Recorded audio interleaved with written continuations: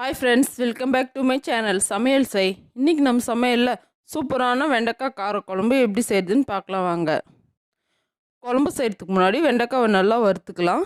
அதுக்காக ஒரு கடாய் வச்சுக்கிறேன். எண்ணெய் சேர்த்துக்கிறேன்.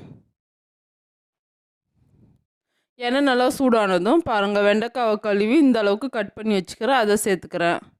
ரொம்ப குட்டி குட்டியாக கட் பண்ணாமல் இந்த சைஸ்க்கு கட் பண்ணிக்கோங்க. அப்போ தான் நம்ம கார குழம்போடு சேர்த்து சாப்பிடும்போது செம்ம டேஸ்ட்டாக இருக்கும்.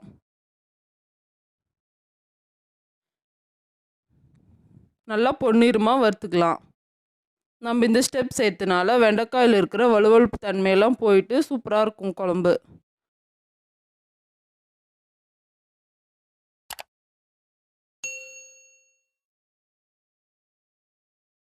பாருங்கள் இந்த அளவுக்கு நல்லா வறுத்து எடுத்துக்கணும். இப்போ வறுத்தது போதும். இப்போ குழம்பு தாளிச்சிக்கலாம்.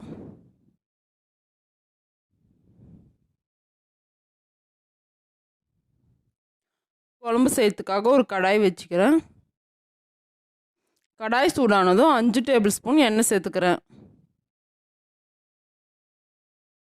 புளிக்குழம்புக்கெல்லாம் இந்த மாதிரி கொஞ்சம் கூட எண்ணெய் சேர்த்துக்கும் போது தான் டேஸ்ட் நல்லாயிருக்கும். 1 டேபிள் ஸ்பூன் கடுகு உளுத்தம் பருப்பு சீரகம் சேர்த்துக்கலாம். கடுகு நல்லா பொரிஞ்சு வந்ததும் 150 கிராம் சின்ன வெங்காயம் கட் பண்ணி வச்சுக்கிறேன். அதை சேர்த்துக்கிறேன். 6லேருந்து 7 பல் பூண்டு சேர்த்துக்கலாம். பூண்டை தோல் உரித்து இடித்து வச்சுக்கிறேன். அதை சேர்த்துக்கிறேன். கொஞ்சமாக ஃப்ரெஷ்ஷான கருவேப்பிலையில சேர்த்துக்கலாம். வெங்காயம் பூண்டெல்லாம் நல்லா பொன்னிறமாக வதங்குற வரைக்கும் நல்லா வதக்கிக்கலாம்.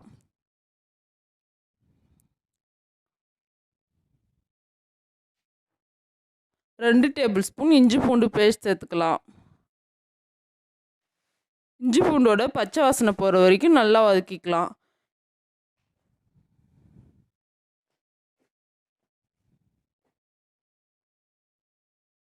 ரெண்டு டேபிள் ஸ்பூன் வெறும் மிளகாய் தூள் சேர்த்துக்கலாம்.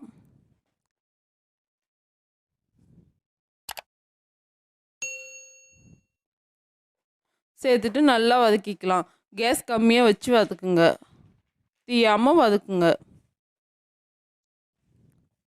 2 டேபிள் ஸ்பூன் வீட்டிலேயே அரைச்ச குழம்பு மிளகாய் தூள் சேர்த்துக்கிறேன். சேர்த்துட்டு நல்லா இந்த அளவுக்கு வதக்கிக்கோங்க. வதக்கிட்டு 250 கிராம் தக்காளி சேர்த்துக்கிறேன். நல்லா பழுத்து தக்காளியை கட் பண்ணி சேர்த்துக்கோங்க.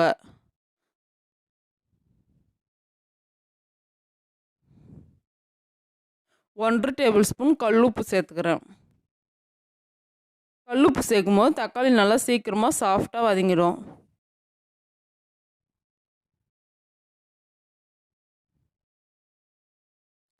தக்காளி நல்லா சாஃப்டாக வதங்கினா தான் நம்ம புளிக்குழம்புக்கெல்லாம் செம்ம டேஸ்ட்டாக இருக்கும். மூடி வச்சிடலாம். மூடி வச்சு 2 நிமிஷம் வேக வைக்கலாம். பாருங்கள் 2 நிமிஷம் ஆயிடுச்சு. ஓப்பன் பண்ணி பார்க்கலாம். எண்ணெயெல்லாம் பிரிஞ்சு சூப்பராக வதங்கிக்குது. இதை இன்னும் கொஞ்சம் நல்லா மசிச்சு வதக்கிக்கலாம். பாருங்கள் இந்த அளவுக்கு நல்லா வதங்கணும். இந்த அளவுக்கு நல்லா வதங்கினதும் நம்ம கட் பண்ணி வறுத்து வச்சுக்கிற வெண்டைக்காயை சேர்த்துக்கலாம். மசாலாவோடு நல்லா மிக்ஸ் பண்ணிக்கலாம்.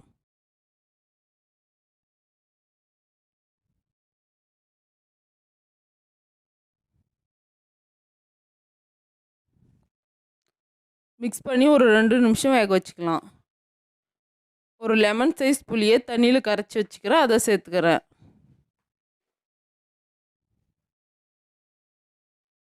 புளி சேர்த்துட்டு நல்லா மிக்ஸ் பண்ணி மூடி வச்சு 5 நிமிஷம் வேக வைக்கலாம். பாருங்கள் 5 நிமிஷம் ஆயிடுச்சு. ஓப்பன் பண்ணி பார்க்கலாம். ஓப்பன் பண்ணிவிட்டு மிக்ஸ் பண்ணிக்கோங்க. இந்த ஸ்டேஜில் டேஸ்ட் பார்த்துக்கோங்க. உங்களுக்கு தேவைப்பட்டால் உப்பு மிளகாய் தூள் சேர்த்துக்கோங்க. எனக்கு கரெக்டாக இருக்குது. நான் எதுவும் சேர்த்துக்கல. இந்த குழம்பு சாப்பிட்றதுக்கு செம்ம டேஸ்ட்டாக இருக்கும். நான் இதுக்காக களி செய்ய போகிறேன். இந்த வெண்டைக்காய் கார குழம்புக்கு சூடான சாதத்தோடு பிசைஞ்சு சாப்பிட்றதுக்கு செம்ம டேஸ்ட்டாக இருக்கும். அதை விட களியோடு சாப்பிட்றதுக்கு தான் செம்ம டேஸ்ட்டாக இருக்கும். களி எப்படி செய்கிறதுன்னு அடுத்த வீடியோவில் போடுறேன். கண்டிப்பாக பாருங்கள். இப்போ கொத்தமல்லி இலை சேர்த்துக்கலாம். சேர்த்துட்டு ஒரு வாட்டி மிக்ஸ் பண்ணிவிட்டு மூடி வச்சிடலாம். சூப்பரான வெண்டைக்காய் கார குழம்பு ரெடி ஆயிடுச்சு பாருங்கள். இந்த வீடியோ உங்களுக்கு பிடிச்சிருந்தா லைக் பண்ணுங்கள், ஷேர் பண்ணுங்கள், கமெண்ட் பண்ணுங்கள், மறக்காமல் சப்ஸ்கிரைப் பண்ணுங்கள், பெல் பட்டனை கிளிக் பண்ணுங்கள். அடுத்த வீடியோவில் பார்க்கலாம்.